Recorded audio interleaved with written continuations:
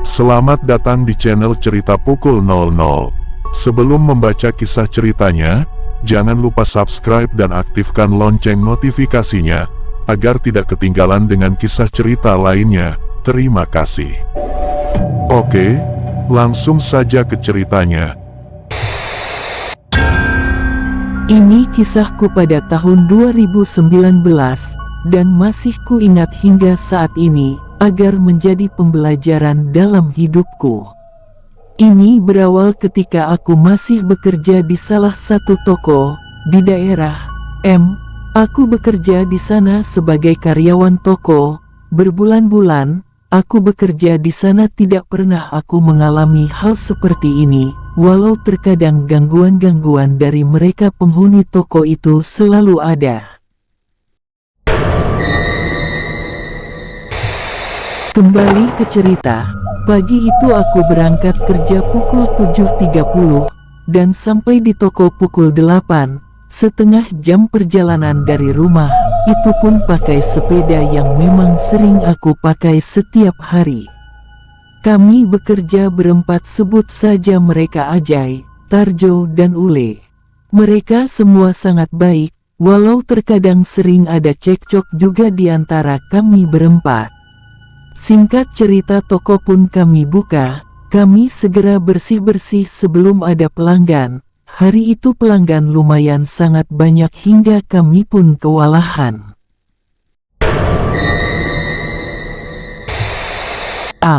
Kata bos. Iya, Aak, kata bos. Di sini kami sering manggil bos dengan sebutan Aak. Tolong bawa nasi ya, nasi udah disiapin tinggal bawa, tapi sebelum itu ambil speaker di apotik, kata bos. Iya, Aak, kataku. Di sini kami sering diberi makan oleh bos, karena nasinya disiapkan di rumah orang tuanya bos. Aku segera berangkat untuk mengambil nasi, dan tak lupa untuk mampir ke apotik untuk membawa speaker. Di sini apotik itu milik istrinya bos. Setelah sampai, aku segera ke atas untuk mengambil speaker. Sebelum ke atas aku berpapasan dengan seorang ibu-ibu kira-kira umurnya 40-50-an, tapi aku merasakan sesuatu yang aneh darinya. Ada hal yang tak bisa aku jelaskan, dan ini merupakan awal dari segala rentetan peristiwa yang akan terjadi selanjutnya. Karena aku penasaran, aku bertanya kepada teteh yang merupakan istri bos. Teh, tadi Aak nyuruh bawain speaker, kataku. Iya, bentar, teteh ambil dulu ya, kata teteh. Teh, tadi itu yang turun siapa, tanyaku. Itu Bisaida, pembantu teteh yang baru, kata teteh. Emang Bimai kemana teh, tanyaku. Udah keluar 1 bulan yang lalu, ini speakernya, kata teteh. Iya teh, teh ini gak ada yang perlu lagi, sebelum pergi, tanyaku. Gak ada yang perlu, kata teteh. Ya udah teh, aku pergi, assalamualaikum, kataku. Waalaikumsalam, jawab teteh. Setelah percakapan itu, aku pun segera pergi untuk mengambil nasi.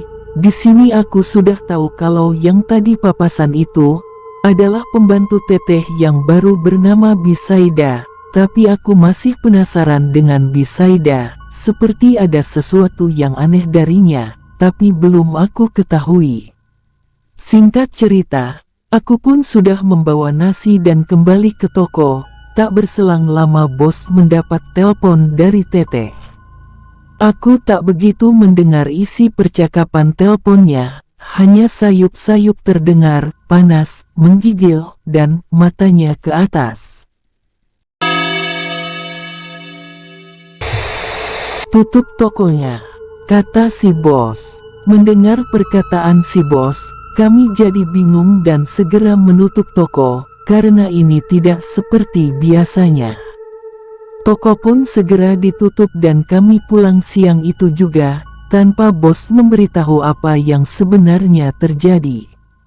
Keesokan harinya, kami bekerja seperti biasa, tapi kulihat raut muka bos seperti bingung. Aku pun mulai bertanya karena rasa penasaran.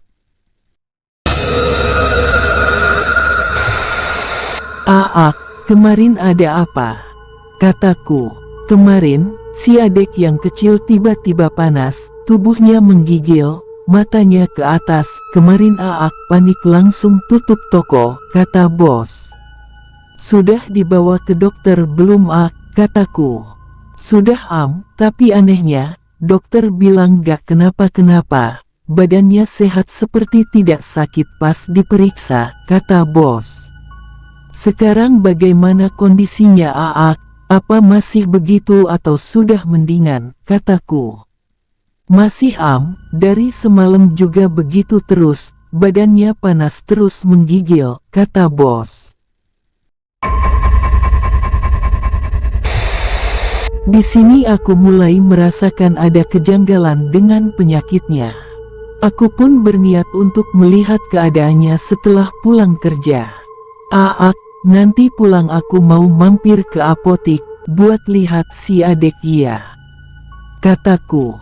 "Iya, nanti Aak tunggu," kata bos. "Iya, Aak," kataku. Akhirnya sore pun tiba, aku segera beres-beres bersama temanku untuk menutup toko sebelum pulang. Toko pun ditutup, dan bos berangkat duluan karena dia bawa motor. Aku pun segera berangkat menyusul menuju apotik. Selama di perjalanan, entah kenapa, aku merasakan sesuatu yang aneh, seolah ada sesuatu yang mengerikan sedang terjadi, tapi kupikir mungkin itu pikiranku saja yang capek, karena seharian habis bekerja. Tak berselang lama aku sudah sampai di apotik. Di sini aku merasakan sesuatu yang aneh lagi. Di gerbang apotik, aku merasakan aura yang aneh. Aku bisa merasakannya, karena sebenarnya aku peka terhadap hal semacam itu. Ku buka gerbang apotik dengan hati penuh kecemasan. "Ya Allah, lindungilah hamba-Mu ini dari segala mara bahaya. Amin," kataku. Setelah berdoa meminta perlindungan, aku bergegas naik ke atas. Di sini aku mendengar suara adek yang menjerit-jerit, seolah melihat sesuatu yang mengerikan. "Assalamualaikum," kataku. "Waalaikumsalam, sini kata bos. Di sini aku belum melihat adeknya, karena di kamar bersama Teteh, yang juga sedang menenangkan adeknya.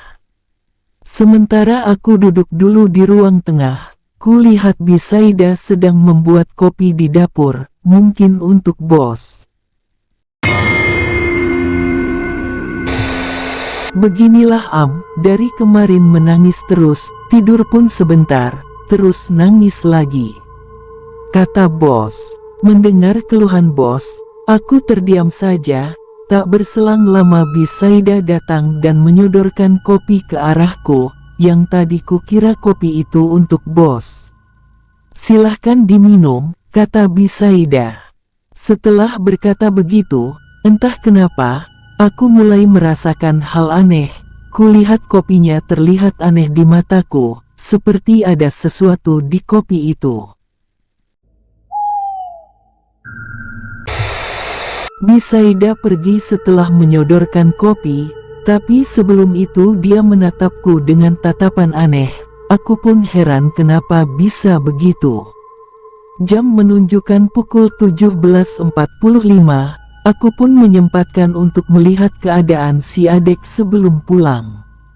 "Aak, aku mau lihat adek sebentar," kataku. "Iya, masuk aja ke kamar," kata bos. Aku pun mulai berjalan menuju pintu kamar yang berjarak 5 meter dari ruangan. Aku ditemani bos. Ketika sampai di pintu tiba-tiba dadaku sakit, ditambah sesak, seperti ada yang menghimpit, kepalaku juga mulai terasa pusing. Aku tak henti-hentinya meminta perlindungan dalam hati, supaya dijauhkan dari mara bahaya. Kubuka pintu kamar pelan-pelan dan ketika itu, aku kaget setengah mati, karena kulihat di dalam kamar banyak sekali makhluk halus. Saat itu juga aku menundukkan kepala dan berjalan ke arah teteh dan adek yang kebetulan sedang digendong, tapi ada satu sosok menghadangku. Ternyata mereka juga sadar kalau aku juga melihat mereka. Satu sosok yang menghadangku ini wujudnya perempuan, bajunya compang camping dan rambutnya acak-acakan. Dia menjulurkan lidahnya yang panjang untuk menghadangku. Aku terdiam sebentar dan memejamkan mata, sembari membaca ayat suci dalam hati. Tak berselang lama makhluk itu seperti terbakar dan disinilah hawa mulai terasa panas, dadaku mulai sesak seperti ada yang menusuk. Karena keadaan yang sudah tak kondusif, akhirnya aku memutuskan untuk keluar kamar.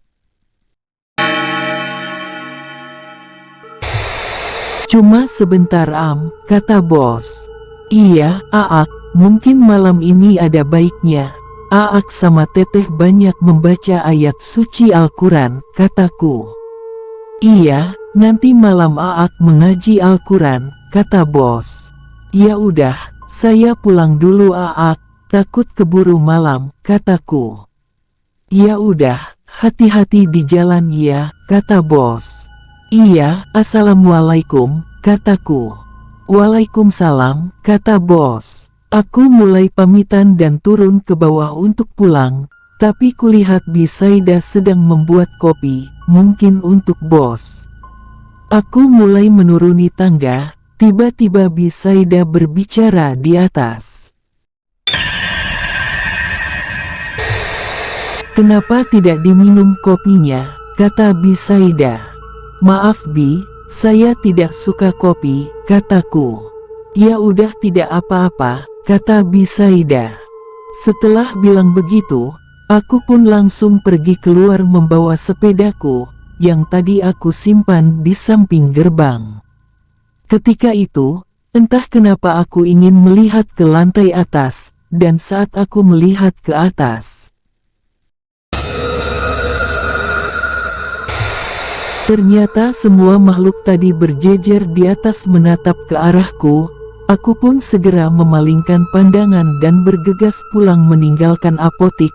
Aku ingin memberitahukan semua kepada bos, tapi sepertinya waktunya kurang tepat. Aku harus menunggu waktu yang tepat untuk memberitahukan semuanya. Terima kasih sudah membaca sampai selesai. Semoga kalian suka dengan kisah ceritanya. Di balik semua kisah ceritanya, kita bisa ambil sisi positifnya dan buang sisi negatifnya.